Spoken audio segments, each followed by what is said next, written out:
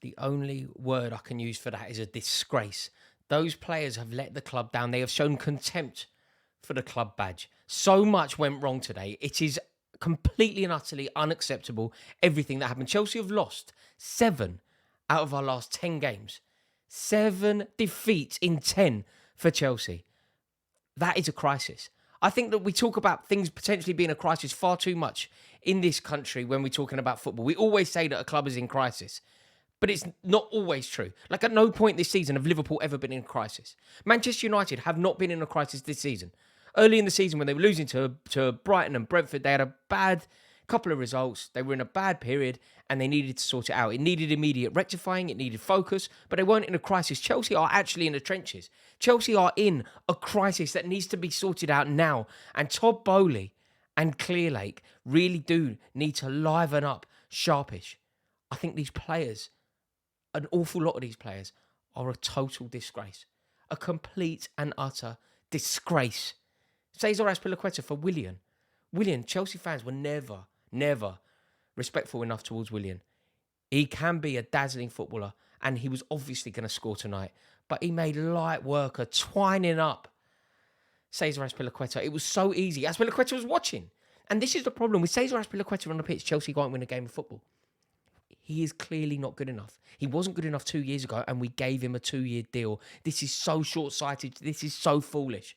To beat Chelsea, you simply attack Cesar Azpilicueta. Every single opposing manager has figured that out. And to beat Cesar Azpilicueta is so easy because any professional footballer can do it, because you haven't got to be a good professional footballer. You've simply got to be quick.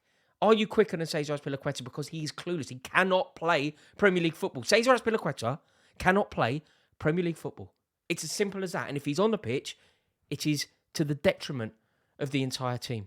We need a right back desperately. And if we don't have a right back, it is Graham Potter's responsibility to come up with a situation to compensate for our lack of depth in that position.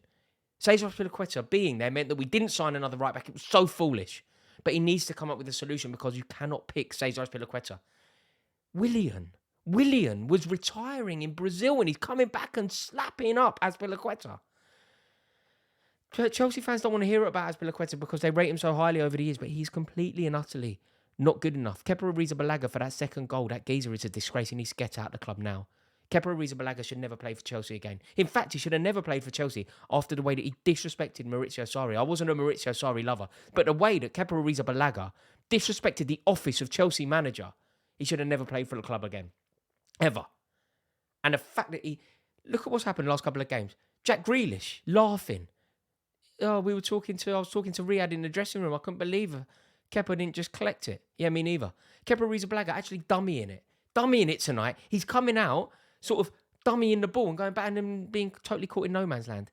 Not good enough. We signed him off the back of one half-decent season, and it was so idiotic. He is not good enough. There is £100 million worth of goalkeeping talent at that club. Nobody's good enough to be in goal. Again, this is down to the recruitment, and it desperately needs looking at. Our defenders, dreadful. I mean, football generally is a game of matchups, isn't it? If everybody on the pitch, if the 11 players on the pitch all win their individual battle, that team will win the game, right? Not one of our defenders won their individual battle. Hall definitely lost his. We're not putting any blame at Hall's door, though. There are so many experienced football players on that pitch. It is not Hall. But he didn't win his individual matchup. Cesar Azpilicueta definitely didn't win his individual matchup. Thiago Silva, who I adore, but he got so bullied by Vinicius. So bullied. Chalobah, can't put a foot right. Koulibaly, a complete and utter walking disaster of a footballer. Complete and utter disaster. Like, I don't know if he was the player that people said he was a decade ago, but we have signed him way too late because he cannot do anything right. Yes, I know he scored, but he cannot do anything right. He is totally and utterly all over the place. And when you go through this team, I can honestly say that I've never, ever felt less of a connection with a Chelsea team than I do this one. Like, the disparity between the fans and this crop of players, I don't think has ever been greater. I really don't. Like, my lowest ebb ever supporting Chelsea, like my lowest ever moment, was sitting in a Matthew Harding lower around January it was, watching Chelsea play against the West London team. We played against Queen's Park Rangers. And Sean Wright-Phillips scored a winner. And I was the last person to leave the ground that day. I was watching QPR fans in the shed end going potty. Chelsea had no spirit, no character, no desire, nothing that night. And in the dugout for Chelsea was Rafael Benitez. It was about as low as I have ever been as a Chelsea fan. And I thought that I could never sink lower. Rafael Benitez as Chelsea manager, losing to Queen's Park Rangers at Stamford Bridge, putting in a pitiful performance. I thought that was as low as it could go. This is that. This is worse.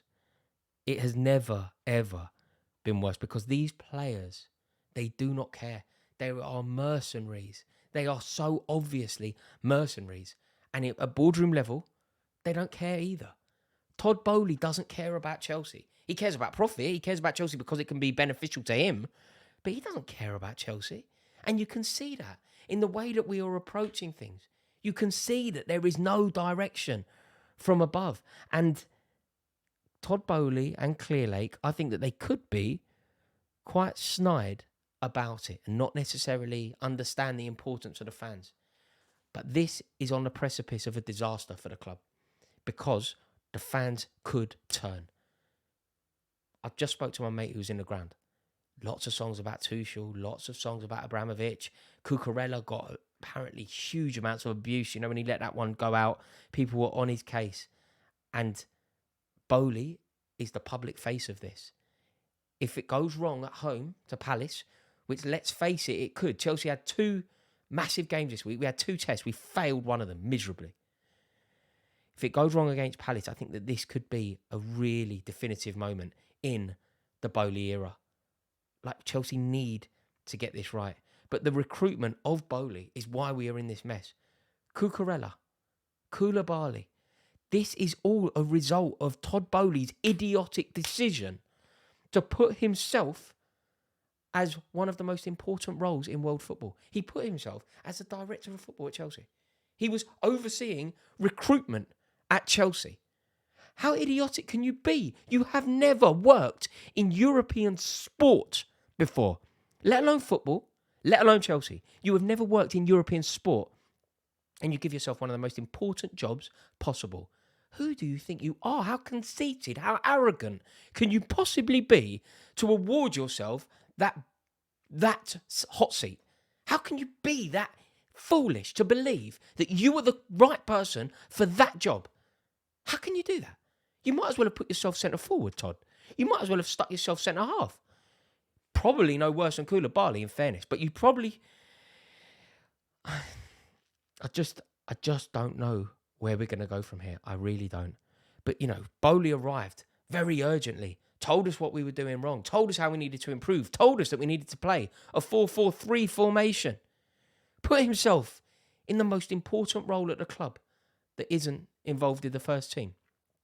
And this is the result.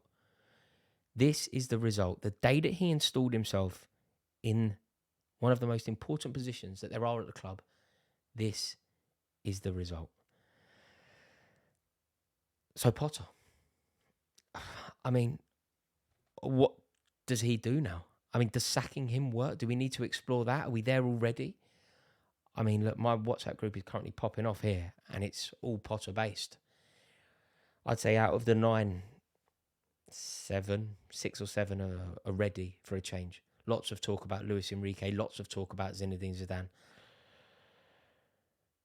I just don't know. I think off the back of tonight, it's very, very difficult not to feel some sympathy for him. The luck just isn't going his way. And I know that is only a small fraction of everything that's going on at the club, but, you know, we look good at 1-1. We look good. And I thought Joao Felix's red card changed everything. It changed the entire complexion of the game. He was brilliant, wasn't he, Joao Felix? It's exactly what we needed. We haven't had a player like that at the club since, Hazard? And he was lively and he was sparky and he was full of confidence. And look, I know that Joao Felix, his performances can fluctuate a bit, but when he's at his best, he is a delight. And the skill and swagger was there. And for a moment, we thought this could be it. It could be our talisman. He can rocket us up the table. And Potter must have believed that as well. And then all of a sudden, He's sent off. Foolish challenge, definite sending off. And he's not available now until mid-Feb.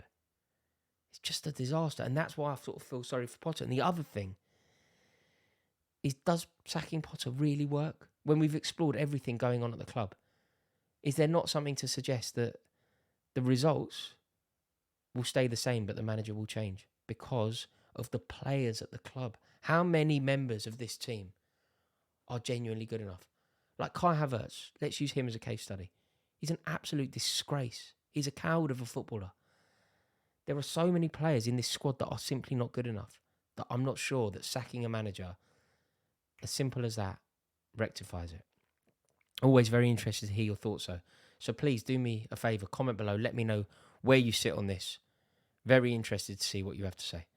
Thank you so much for watching. Absolutely gutted, mate. In a bit.